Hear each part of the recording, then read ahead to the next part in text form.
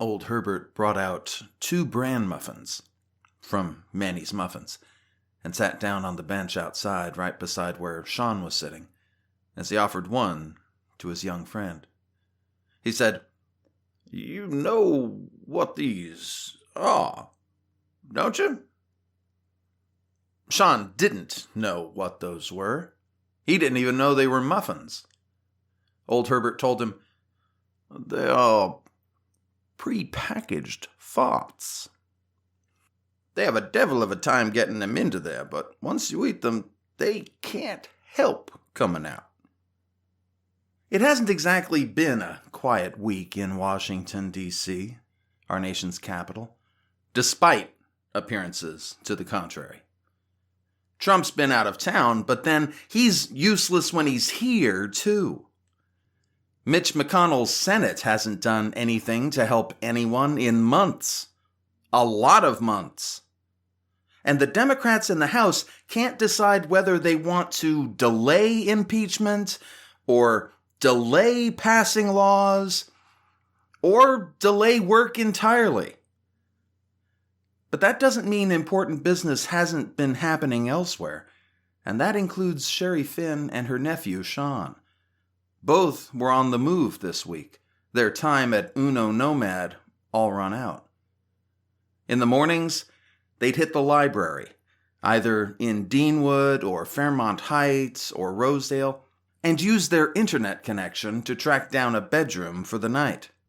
Some nights they considered themselves fortunate to find a free bed, or a garage, or a bench, or a backyard to sleep in. Sean wrapped in an old sleeping bag, Sherry wrapped in anything she could find. Sean would join Old Herbert in the afternoons, and Old Herbert would share a muffin with him from Manny's Muffins. Cranberry orange, currant and spice, blueberry, strawberry, marionberry. Manny's in Washington, D.C. has them all. Sean didn't worry about how Old Herbert was getting the muffins. Truth be told, Manny knew Old Herbert back when Old Herbert was known as Scratch. He wore an old eye patch and carried a unique pistol and stopped time when he entered a room. But truth be told, Manny and Old Herbert smoked a whole lot of grass back in the day, and Manny was into shrooms. So, anyway, Sean didn't care how he got the muffins because, to be honest, he wasn't getting much these days. Sean had made himself a promise, though, that he wouldn't be a burden on his aunts while they were without a home. Give her room to work this out, he thought. That's the way to go. He imagined Sherry must have spent her afternoons hurrying from one job interview to another. He figured she must have imagined he was in school, which is why he took off just as soon as he saw Sherry to the library. "I'm running late," he'd tell her before heading off towards the direction of his school, or at least so he thought. Fortunately for Sean, Sherry had less of a clue, and she was too caught up in her present dilemma to even consider that Sean was missing school. So, his deception worked for them both. But then, how would this have worked for Sean had he actually attended school? Other kids would pick on him. Teachers would corner him and ask those kinds of questions that they do, all the while talking in that understanding tone that made Sean want to barf. "How you doing, buddy? Getting enough to eat?" Sean preferred it with a muffin in hand, sitting beside Old Herbert. He started Monday with a chocolate chunk muffin. He met Tuesday with a chocolate chunk muffin. And on Wednesday, he asked Old Herbert for a chocolate chunk muffin. Old Herbert said, "You sure do enjoy those chocolate chunks. Maybe you should try something new." Sean grumbled, "Maybe you should stop talking about Nicole Wallace and how much you want to hold her hand." "In my treehouse." Old Herbert was quick to correct this point. "In my treehouse, watching the sunset. talking about a favorite kinds of tea. Sean didn't say anything. And old Herbert noticed the way the boy was wolfing down his muffin. He said, "I guess it's been difficult, huh?" Sean didn't respond. With your aunt, I mean. With Sherry. With you. Without a house. Sean kept eating, though, to be honest, he'd polish off the muffin in short order. And old Herbert didn't know what to do. He didn't know what to do yesterday, on Thursday, either. He bought Sean a white chocolate macadamia nut muffin. They were out of chocolate chunk, and that was as close as he could find. And struggled to converse while Sean laid out a well-coordinated attack on why macadamia nuts should remain in Hawaii. Today, Sean arrived late. He looked tired. He smelled a little as well. Old Herbert offered to buy Sean a muffin, but Sean said he wasn't hungry. A few minutes later, old Herbert realized the boy was crying. Old Herbert had known Sean since the day he was born. He remembered Sean's father closing the bar as he rushed off to the hospital. And he remembered Sean's father coming back the next morning, rousing old Herbert from the cold morning and shuffling him inside for a hot coffee. Old Herbert wasn't accustomed to guilt. Guilt isn't marketed for the mentally ill, or the elderly, or the homeless. Old Herbert was a triple threat. All the same, he felt it. And he wrote something down on his paper muffin bag, and he handed it to Sean. He said, "Now, this is an address. I want you and Sherry to come to this address before 9 tonight. You hear me?" Sean heard him, but he didn't appear to care. Old Herbert worried that Sean would throw the paper bag away, but was surprised to see Sean walking up the driveway with his aunt as old Herbert waited outside in a lawn chair. "This isn't a home!" Those were Sherry's first exasperated words to old Herbert. And she was right. Old Herbert had given them the address to a place that was far from a home. It was, in fact, DC Home Storage, a big you-store-it kind of facility behind all the shops in Fort Lincoln. Sherry had gathered from Sean that old Herbert was going to help them find a place to live, but this place? "But this is a place to live," old Herbert told them.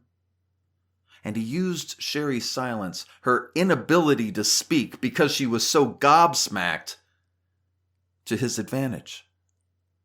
He took them to storage unit number 107, and he lifted the huge door like some giant garage door, and welcomed them into a room larger than most garages. The walls were concrete. The floor was concrete. The ceiling, well, that kind of rose into the darkness, though the room was lit with several blinding floodlights. An old woman sat inside, rocking in a rocking chair, knitting. She looked up, startled, but too old to really show it. And old Herbert went to her and put her at ease. "This here's Alicia," he told Sherry and her nephew. "And this is my home." "This is your home?" I can't really capture the incredulity that came out of Sherry's mouth, but I'm sure you get the idea. Old Herbert did. "Now listen," he said to Sherry. "I don't want you dismissing this out of hand." He went to a small refrigerator attached to an electric cable that wasn't plugged in anywhere nearby and pulled out an ice-cold Diet Dr. Pepper. Sherry hadn't enjoyed an ice-cold Diet Dr. Pepper in so long, she shouted, "Where the hell did you get that?" Old Herbert handed the drink to Sherry, his hands shaking just a bit as they do when you're his age. As he did this, he took her other hand in his. He said, "It's one of the comforts of home, dear. Now, I know this isn't what you were expecting. This isn't even close.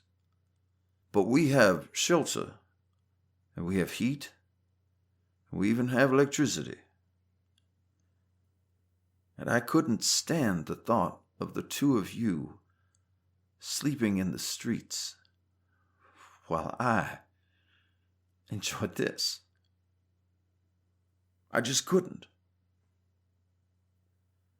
Sherry drank deeply of her soda, but mostly she was wrestling with the reality that this would soon be a part of her life, living in a storage unit. She was pretty sure what they were doing was illegal. She was also pretty sure it was a hell of a lot better than the freeway underpass she had been scoping out.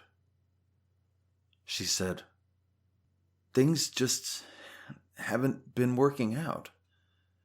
I've been looking for work. I've been trying to find somewhere stable to stay." "It'll happen," Old Herbert said. "Are you kidding? Do you know how slow everything is moving out there? It's like this city is stuck in shit.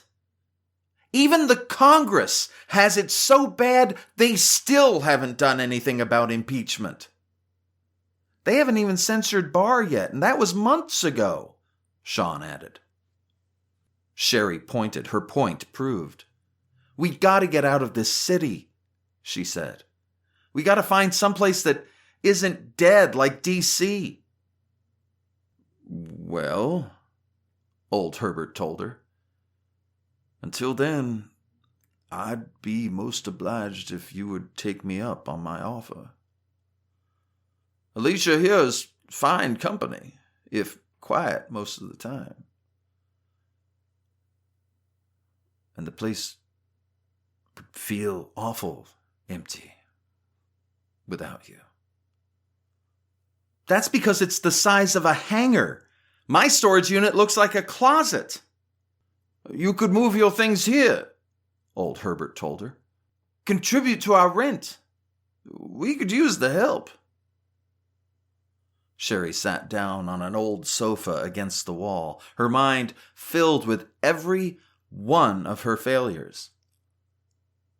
As she added living in a storage unit to her list, she said, "Everyone could use the help." Sean asked, "So, does that mean we're staying? I'd like a roof, even if it is just for a while." Sherry nodded.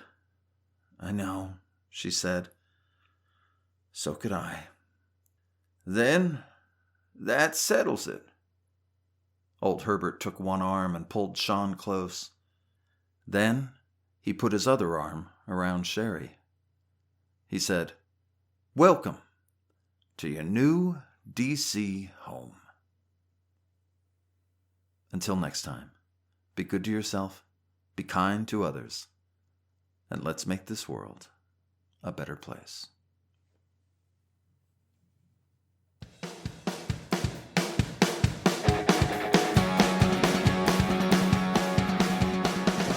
This is Ken LaSalle, and I just wanted to thank you for stopping by for this episode of DC Home. For more information about myself and the work I do, I invite you to take a look at my website at kenlasalle.com. You can also find my work on Amazon, Audible, iTunes, and anywhere you find books and audiobooks available online. And look for the first DC Home compilation coming soon. You can also find me on Facebook, Twitter, and YouTube by searching my name, Ken LaSalle. And thank you, as always, for your support.